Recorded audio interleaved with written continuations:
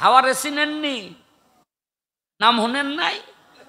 বেডি মানুষ আর কি, জাগো ঘরে আছে হেরা টের পাইতেছেন। আসলে এটা যে শয়তানের চালাকি এটা কিন্তু হাওয়া বোঝে নাই। মহিলা মানুষ অহন একটু ব্যাকল কিসিমেরই হয়। আরে দেখেন না আতাইয়া উষা না, আর আশেপাশে মেয়ে লোক থাকলে আতাইয়া দেখেন এটা নাই। আরে নিজের পরের ডাতায়েন না আবার।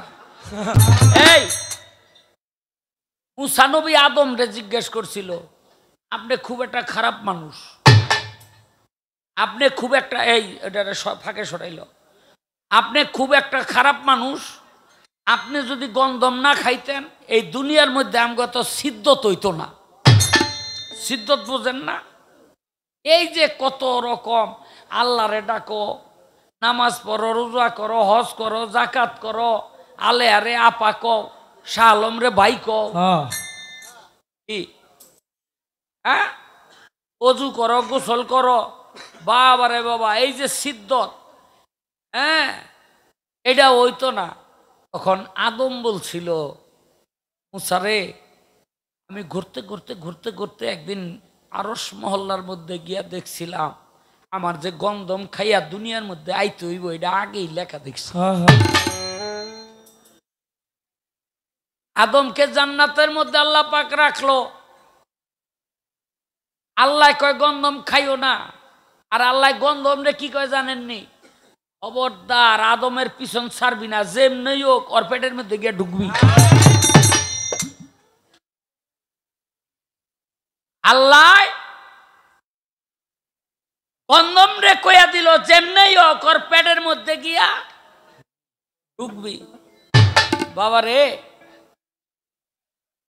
আদম রে সেজদা না করার কারণে শয়তান জান্নাতের মধ্যে আর যাইতে পারত না, বিতাড়িত হয়ে গেল। কিন্তু ওই বেহেশতের আশেপাশে থাকতে পারত, এরকম একটা হাদিস আছে। তাই একদিন এক ফেরেশতারে কয় শয়তানে, এখন তো আমি বেহেশতে ঢুকতারি না, তো আমি তো তোকে মাস্টার, আমার নাম মুআল্লিমুল মালাকুত, ফেরেশতা দলের মাস্টার আমি, তো আমার একটু বেহেশতের মধ্যে ঢুকাই দে। কয় আমার নেওয়ার কোনো হুকুম নাই, তবে একটা উপায়ে আমি নিতারি। কয় কি? কয় আরেকটা ফেরেশতার সহযোগিতা লাগবো। কইছে হেডারে ডাক দিয়া কয় কি রে আমার একটু বেহেশতে ঢুকাবি না? কয় আমি কেমনে ঢুকামু? কয় এক কাম কর, তুই সাপ হবি, আমি তোর জিব্বার মধ্যে গিয়া বয়ে থাকুম, আর ও ময়ূর হইয়া আমারে ভিতরে নিয়া সাইরা দিব, আমি তুই সাপ, তোর মুখেতে আ করলে আমি টুকুরদা পইরা বেহেশত ঘুরিয়া গেড়ে দেখি আবার আয় পড়ব। বেশ, ওই পন্থায় বেহেশতের মধ্যে নিয়ে সাইরা দিছে।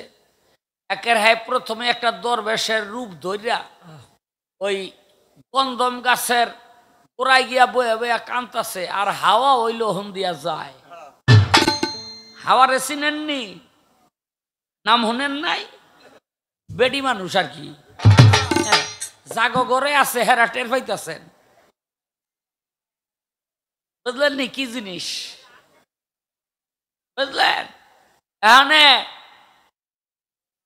দরবেশে দেখা কয়, বাবা আপনি কান্দেন কে? কয় কান্দি তো তগো দুঃখে। আরে কয় আমাগো আবার দুঃখ কি? কয় তগো দুঃখ হইল এই যে গাছটা দেখতেছ এত সুন্দর ফল। কয় হ।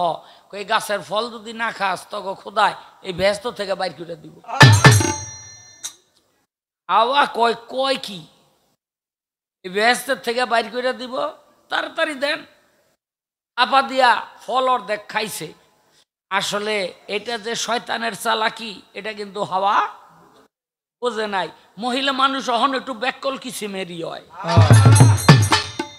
দেখবেন ওই যে দুর্গা প্লেট দিয়া চারগুয়া ই দিয়া সুন্দর মোবাইল লয়ে পরে ফেরিয়ালারা বেড়ায় বাইতে ইয়া কিলায়, তুই করছত কি? এত টাকা দামের মোবাইল চারগুয়া পাটি দিয়া রেখা দিছ।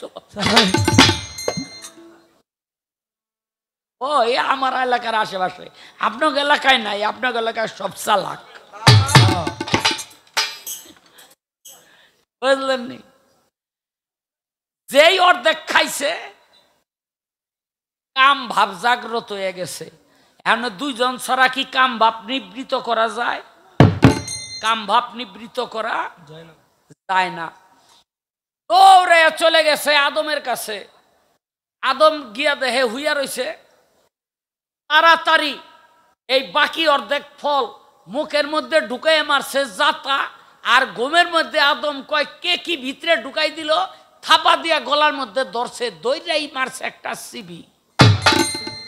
অর্ধেক ভিতরে গেছে আর অর্ধেক বাইরে আইছে। যে জোরে সিবি দিছে না, এই জন্য পুরুষ পোলার চাইয়ে দেখবেন এই আড্ডিটা একটু উঁচা উঁচা কিনা। আরে দেখেন না আতাইয়া উঁচা না, আর আশেপাশে মেয়ে লোক থাকলে আতাইয়া দেখেন এটা নাই। আরে নিজের পরের ডাতায়েন না আবার, বললেন নি? হ্যাঁ, এটা নাই কেন? হাওয়া তো খাইছে সরাসরি, আর আদম সরাসরি এই ওদিক কি আদম সরাসরি খায় নাই। বাইরে এই যে আদম আর হাওয়ার কাপড় দেহ থেকে ঝইরা পইরা গেল, তখন হাওয়া নিল 5 পাতা। কোন গাছ কিন্তু পাতা দেয় না, কয় তোর অভিশপ্ত, তোদের লজ্জা নিবারণ করার জন্য পাতা দিব না। তখন ওই যে কি কয়, এই গরকত গাছ না আঞ্জির গাছ, এরকম একটা গাছ, এই গাছ পাতা দিল। হাওয়া নিল 5 পাতা আর আদম নিল 3 পাতা। এই জন্য এখনো এই মুসলমান মারা গেলে পুরুষরা দেয় 3 কাপড় আর হাওয়ারে দেয়, এই মহিলারা দেয় 5 কাপড়। ওইভাবেই দুনিয়ার থেকে বিদায় করে।